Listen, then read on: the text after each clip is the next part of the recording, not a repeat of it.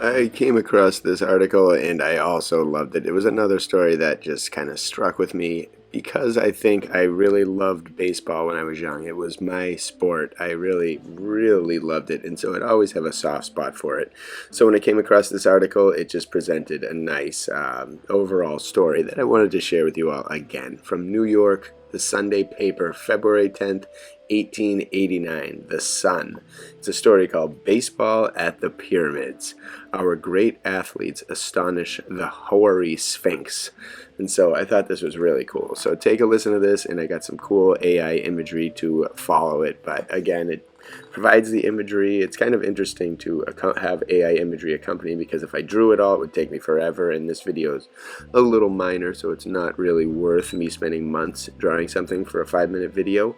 But with AI, it works. I can accomplish the vision just by putting in kind of interesting prompts relating to the story with a little bit of tweakage in there. So enjoy. Here we go. Here's the article from 1889.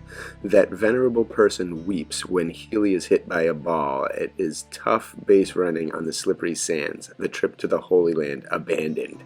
So here we go. Cairo, February 9th, I believe 1889. Which means the news came pretty much the next day. So the American game was played today for the first time on the burning plains of Egypt under the gaze of the same 40 centuries that looked down on Napoleon. The result was a triumph in an artistic sense, at least. The Spalding party arrived at Suez on Thursday and came directly to Cairo, where they arrived in the evening. It was impossible to arrange a game yesterday, but this morning the whole party drew up in front of the Hotel d'Orient. The Chicago's mounted donkeys, the Americans camels, and the ladies carriages, and in this order they started through the town, led by Ward and Anson, the former from his high perch for once overtopping his rival. He brought the line to the house of American Consul General Cardwell, who in response to 3 cheers addressed the party and reviewed the cavalcade.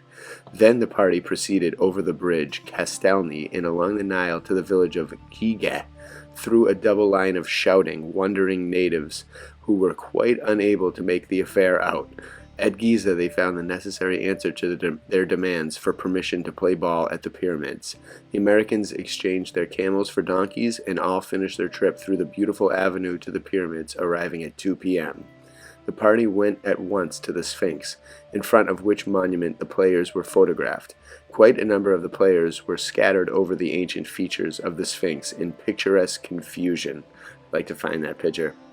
300 yards north of the Sphinx was an open space in the desert of sufficient size, and here bases were hastily laid and game was immediately called with Spalding as umpire.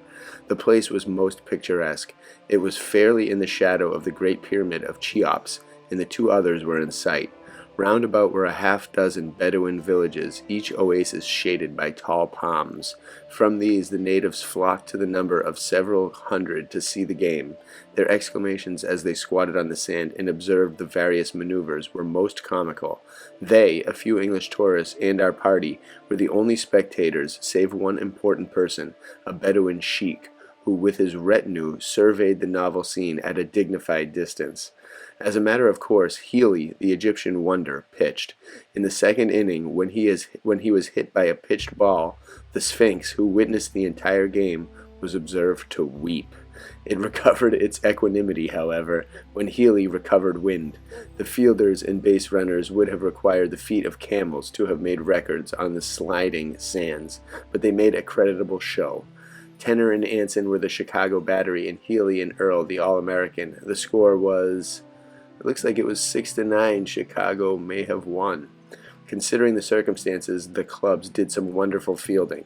After the game, the party was again photographed at the foot of the pyramid of Cheops. Ward, Fogarty, Manning, and Carroll afterward mounted the structure to the very top.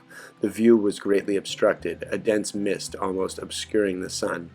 Mr. Parry, the European agent, having arranged a game at Rome for February 24th, it has been found necessary to abandon the trip to the Holy Land, greatly to the regret of all.